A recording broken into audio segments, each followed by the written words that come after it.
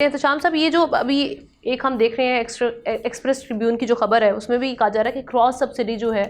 اس کو مکمل ختم کرنے کا کہہ دیا ہے، ختم کرنے کی تجویز جو تھی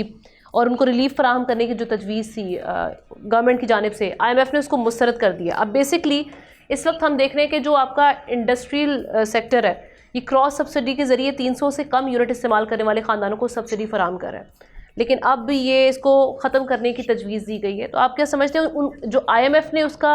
جواز پیش کیا ہے، وہ یہ کہہ رہے ہیں کہ جی کسی خاص شعبے کو ریلیف دینے کی بجائے آپ کا پاور سیکٹر ہے، انرجی سیکٹر ہے، اس میں مجموعی طور پر ریفارمز کر لیں، اس پر کام کریں تاکہ معاملات بہتر ہوں۔ اب نہ دیکھیں، ایک طرف حکومت تھوڑا سا ریلیف دیتی ہے، دوسری طرف آپ کہتے ہیں معاملے کو تنگ کر دیتی ہے کراس سبسڈی۔ اب دیکھیں، یہ ایک فائدے والی بات تھی جس سے آپ سرمایہ کاری اور انڈسٹریلائزیشن میں ہم دیکھ رہے ہیں کہ کوئی فرق پڑ رہا تھا، کوئی بہتری کی طرف چیزیں جا رہی تھی۔ حکومت تو پھنس گئی نا، کیونکہ آئی ایم ایف جس طریقے سے آپریٹ کرتا ہے وہ تو ہر چیز پہ پابندی لگا رہا ہے، belt tightening, austerity measure, interest rate کم نہیں ہونے چاہیے۔ ابھی دیکھیں، اب انٹرسٹ ریٹ کی اگر 2 منٹ کے لیے اجازت دیں، یہ 12% ہے، لیکن ہم نا آپ دیکھیں کہ یہ ریئل انٹرسٹ ریٹ جو ہے نا، اگر کائبر کراچی انٹر بینک ریٹ کو بھی دیکھیں 4% کم از کم، تو یہ 16% ہے۔ 16% میں کون، آپ مجھے بتائیں، بورو کرے گا، انڈسٹری لگائے گا؟ ایک one of the major reason جس کی وجہ سے اسٹاک مارکیٹ گری ہے، میرا خیال ہے اس کی وجہ یہ بھی ہے کہ ایکسپیکٹیشن بہت زیادہ تھی۔ حکومت سے توقع کی جا رہی تھی کہ 4 سے 5% تک آپ اس کو کم کر دیں گے۔ جب آپ دعویٰ کر رہے ہیں کہ جی 38% سے مہنگائی کو کم کر کے 4.1% پہ آپ دسمبر میں لے آئے ہیں، تو کمپیٹیبلٹی بھی تو دیکھیں نا۔ مطلب اس طرح تو انٹرسٹ ریٹ کم ہونے چاہیے تھے، لیکن دیکھیں انٹرسٹ ریٹ کم نہیں ہو رہے۔ اس میں ہم نے ایک جو سب سے زیادہ مسئلہ ہے، جو میرا کنسرن رہتا ہے ہمیشہ، کہ آپ جب تک آپ انویسٹمنٹ کو لیور نہیں کریں گے۔ لیکن اب آئی ایم ایف نے ایک اچھی بات تو کی ہے کہ اسٹیٹ بینک کو منع کر دیا کہ جی حکومت آپ سے بورو نہیں کرے گی،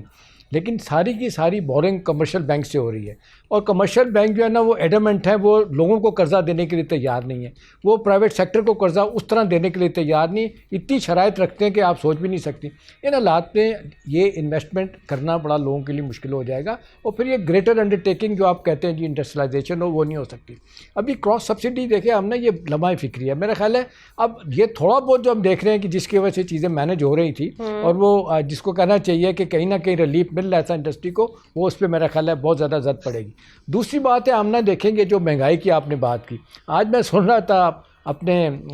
فائنانس منسٹر صاحب کو، وہ انہیں تو میرا خیال ہے یہ جو اتنے زیادہ 45% تک لے گئے ہیں،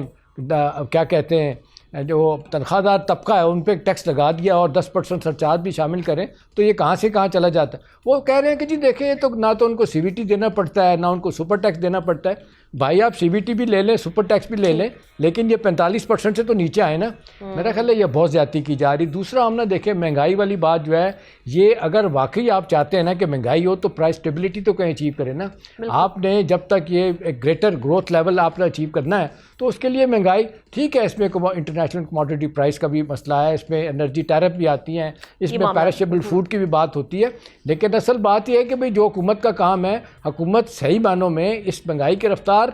بڑھنے کی کم ہوئی ہے، لیکن مہنگائی اس طرح کم نہیں ہو رہی۔ اس کے لیے حکومت کو میکینزم لانا پڑے گا، ادروائز لوگ کہیں گے یہ تو اس میں کوئی وزن ہی نہیں ہے کہ جی آپ نے انٹرسٹ ریٹ کم کیے، آپ نے کیا کہتے ہیں مہنگائی کی شرح کم کر دی، لیکن آج بھی چیزیں لوگوں کی پہنچ سے باہر ہیں۔ تو اس کے لیے میرا خیال ہے حکومت کو زاہد صاحب کی آج میٹنگ بھی ہوئی ہے بلاول صاحب سے، آئی ایم ایف سے بات چیت کرنی ہوگی۔ سبسکرائب کریں اور بیل دبائیں تاکہ کوئی خبر رہ نہ جائے۔